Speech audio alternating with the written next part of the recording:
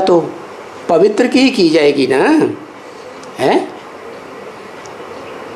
जिसमें पवित्रता नहीं होती है वो तो राक्षस कहे जाते हैं, हैं? जो कर्मेंद्रियां हैं ना, उन कर्मेंद्रियों का राक्षसी कर्म करते हैं, जैसे काम इंद्रिय। तो जो हिंसक हैं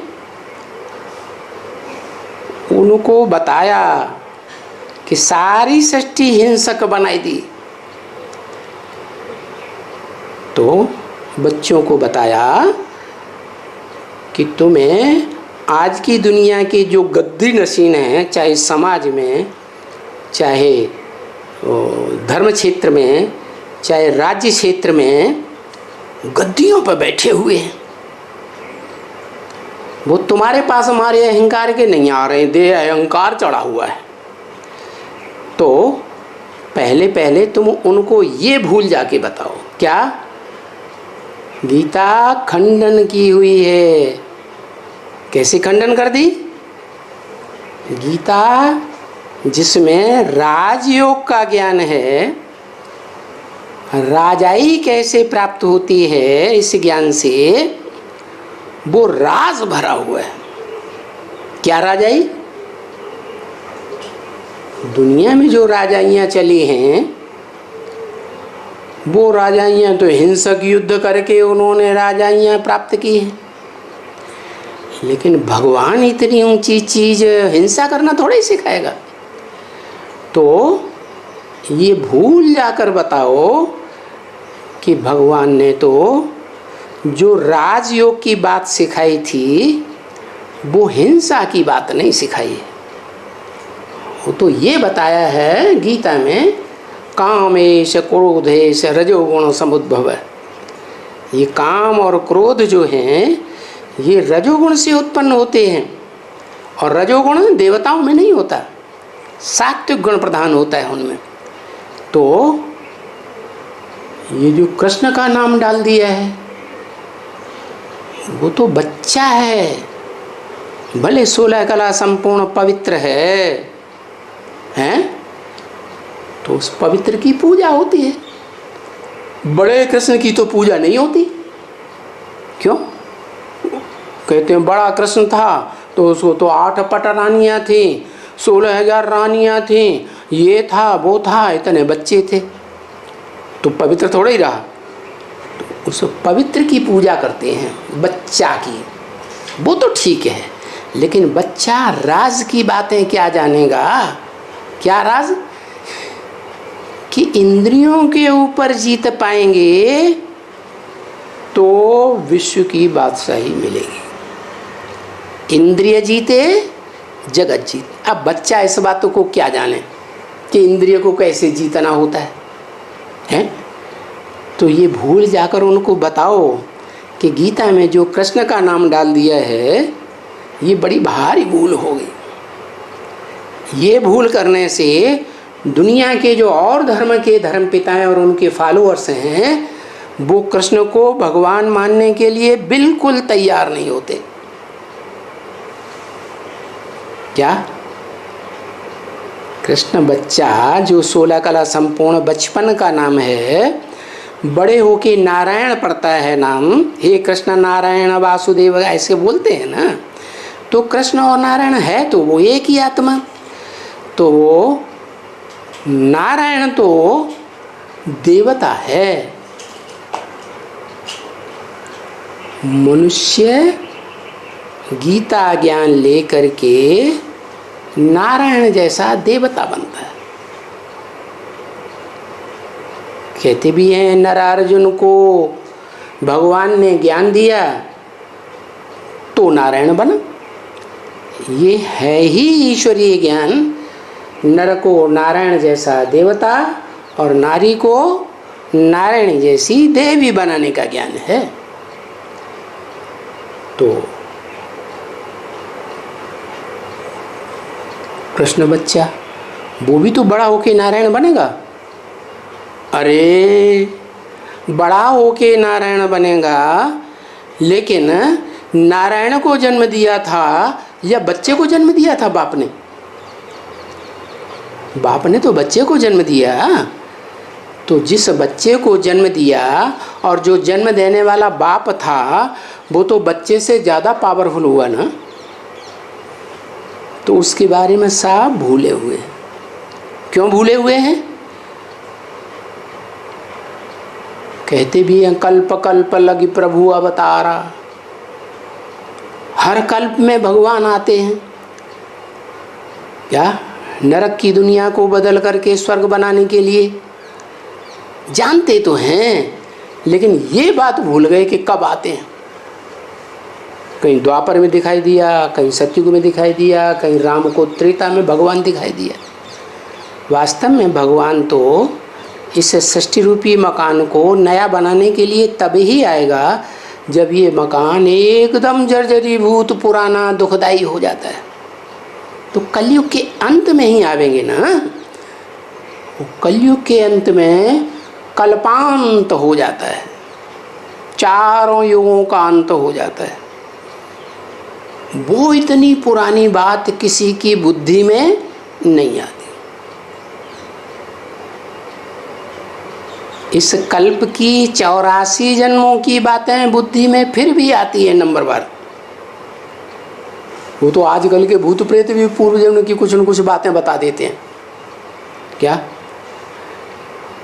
लेकिन 84 जन्मों से पहले जो कल्पांत काल हुआ था वो इतना दुनिया का बड़े से बड़ा एक्सीडेंट हुआ था, जिस एक्सीडेंट के बाद दुनिया वालों को कुछ भी पता नहीं रहता, कोई भी मनुष्यात्मा को पता नहीं रहता,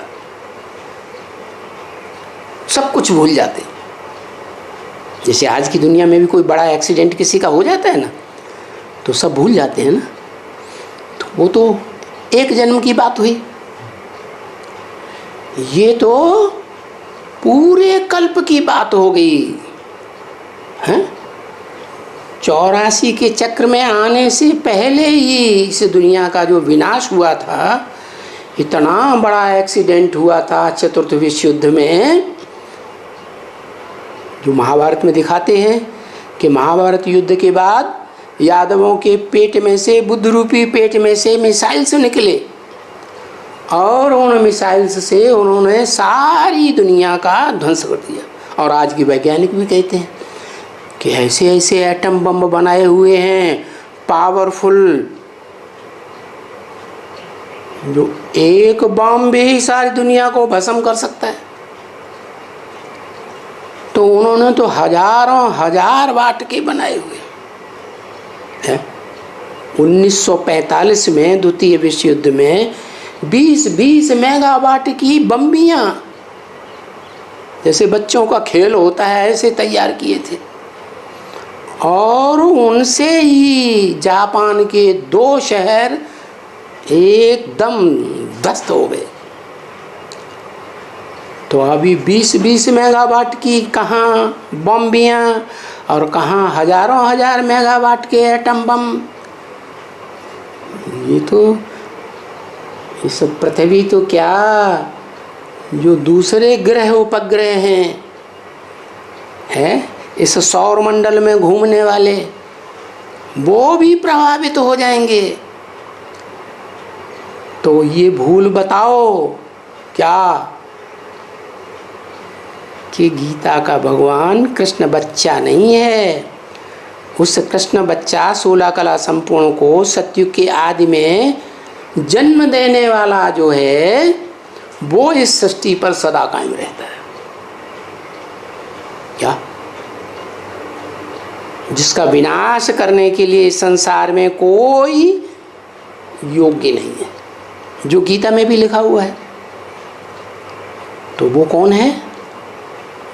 उसको सिख लोग भी कहते हैं अकाल पुरुष, अकाल मूर्त। कैसी मूर्ति? मूर्ति माने साकार।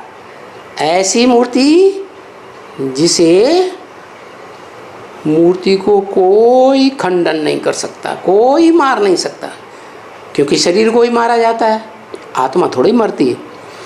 तो जिस व्यक्ति ने पैदा किया था कृष्ण को, 16 कला संपूर्ण बच्चे को, उस व्यक्ति के बारे में किसी को पता नहीं रहता। और द्वापर के आदि में जो गीता थी, उस गीता में तो ये बात थी कि इस सृष्टि का जो रचयिता है वो निराकारी स्टेज वाला है। जैसे दुनिया के जितने भी धर्म पिताएं हैं, इब्राहिम, बुद्ध, क्राइस्ट आदि, क्राइस्ट को देखो, बुद्ध को देखो, गुरु नानक को देखो, ध्यान से देखो चेहरे को, निराकारी स्टेज चेहरे से झलक रही है रूहानियत या नहीं झलक रही है? रूह दिखाई पड़ रहे हैं ना। ऐसे ही जो बापों का बाप, सबसे ऊंचा धर्म पिता अल्लाह अव्वल दीन कहा जाता है, अव्वल नंबर धर्म का स्थापक, ऊंचते ऊंच भगवान, वो तो कितनी निराकारी स्टेज वाला होगा है। योग की स्थिति में 100% टिका हुआ। उस बाप ने 16 कला संपूर्ण बच्चे को जन्म दिया था। इसलिए शास्त्रों में ये बात आई है कि भगवान ही आकर के नर को क्या बनाते हैं? नारायण बनाते हैं। कृष्ण तो प्रिंस था ना, बच्चा था। बच्चा जिसने पैदा किया वो अव्वल नंबर नारायण था, आदि नारायण। क्या? लेकिन उसको भी जिसने ज्ञान दिया वो है सुप्रीम सोल, बिंदु बिंदु आत्माओं का बाप, जो जन्म मरण के चक्र में नहीं आता है। तो वो जन्म मरण के चक्र से न्यारा अखूट ज्ञान का भंडार सत्य, सिवाय सत्य के कुछ भी नहीं। सत्य माना ही ज्ञान, सच्चाई को ही ज्ञान कहा जाता है। इसलिए गॉड इज ट्रुथ कहा जाता है। क्या? ईश्वर क्या है? सत्य है। हमारे यहाँ भी कहते हैं सत्यम शिवम सुंदरम। तो सत्य शिव आकर के तुम बच्चों को ये बताते हैं। जब किसी को भी समझाने जाओ तो पहले पहले ये भूल बताओ, क्या? कि गीता में ये जो नाम डाल दिया है कृष्ण का, बच्चे का, पूजनीय बच्चे का नाम डाला है ना। पूजा किसकी होती है? पवित्र देवताओं की ही पूजा होती है। मूत पलीती बनने वाले मनुष्यों की थोड़ी पूजा होती है। तो जो पवित्र बनाने वाला था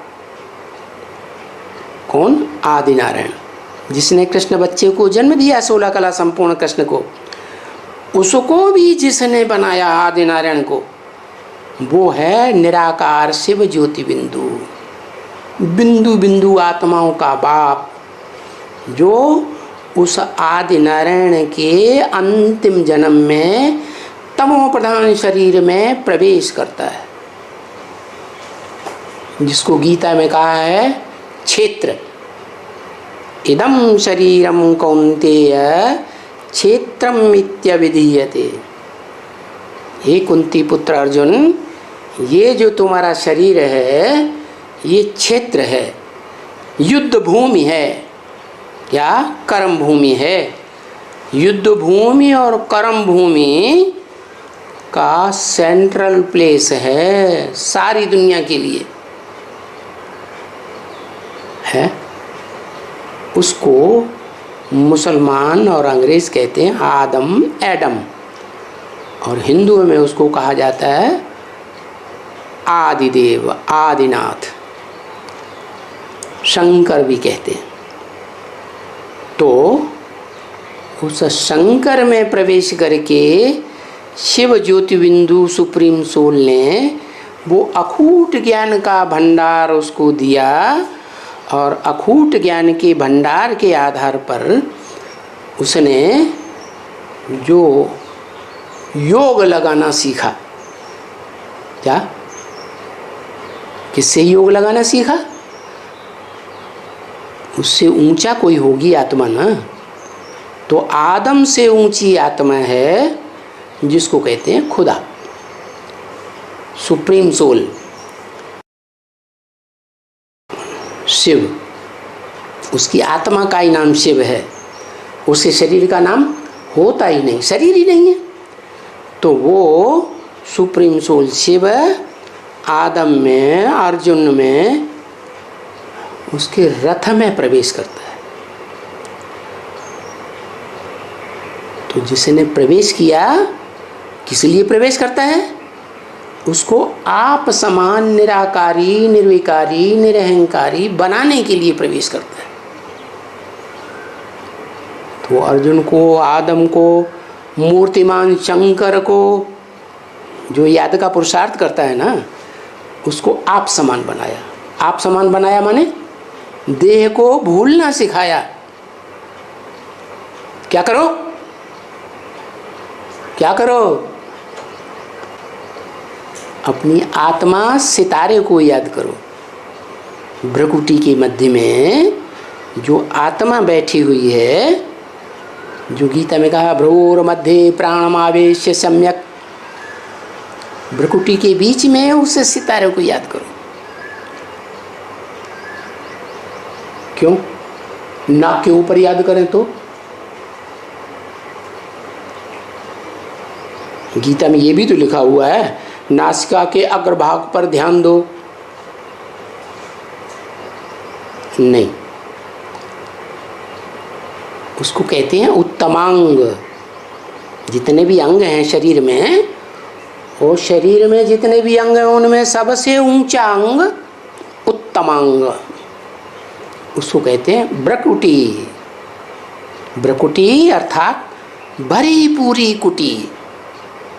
क्या उस स्थिति में जो देवताएं रहते हैं उनको किसी बात की कोई कमी नहीं रहती, सब कुछ प्रकृति मुहैया करती है, उनको कोई काम धंधा भी करने की दरकार नहीं रहती।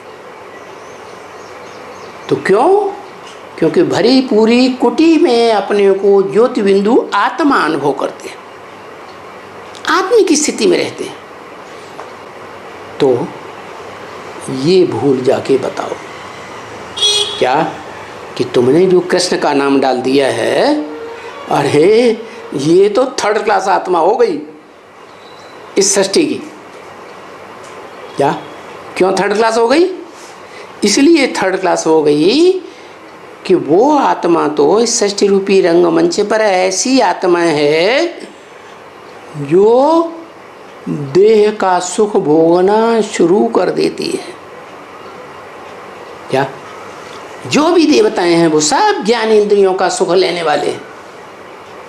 इस मनुष्य सृष्टि में एक भी मनुष्य आत्मा, चाहे देवात्मा हो, चाहे मनुष्य आत्मा हो, चाहे दैत्य हो, चाहे जानवर हो, पशु पक्षी कीड़ा मकोड़ा, कुछ भी प्राणी हो, एक भी ऐसा प्राणी नहीं है जो भोगी न हो।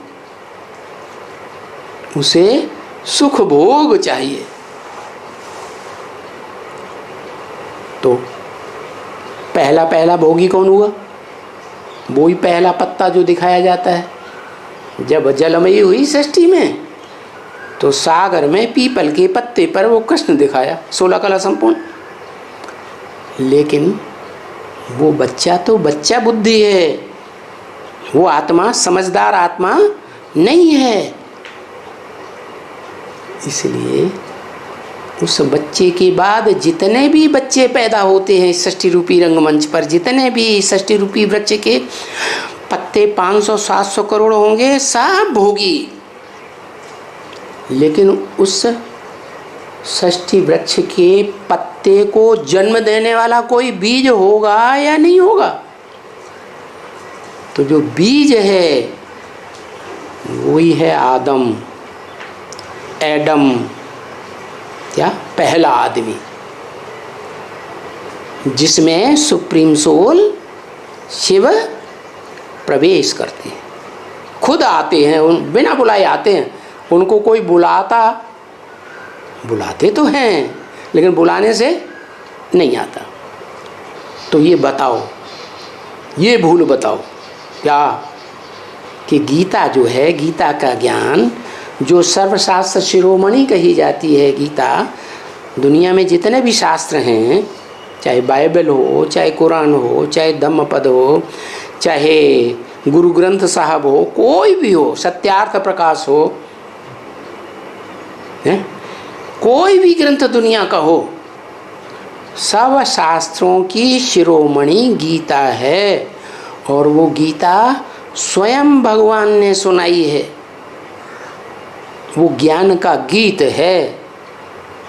इसलिए उस एक ही पुस्तक में दुनिया में लिखा हुआ है श्रीमद् भगवत गीता, या भगवान की सुनाई हुई श्रेष्ठ मत, जिसका नाम दिया है गीता। ये गीता में जिसने वो ज्ञान दिया है सुप्रीम सोल ने, उसका नाम ही उड़ा दिया। अच्छा चलो, उस सुप्रीम सोल का तो अपना शरीर नहीं होता है, जन्म मरण के चक्र से न्यारा है, गर्भ से जन्म लेता ही नहीं, लेकिन वो इस सृष्टि पर जब आता है तो जिस मनुष्य तन में प्रवेश करके पार्ट बजाता है उसका नाम भी उड़ा दिया, जिसको कहते हैं आदम, एडम, शंकर, अर्जुन।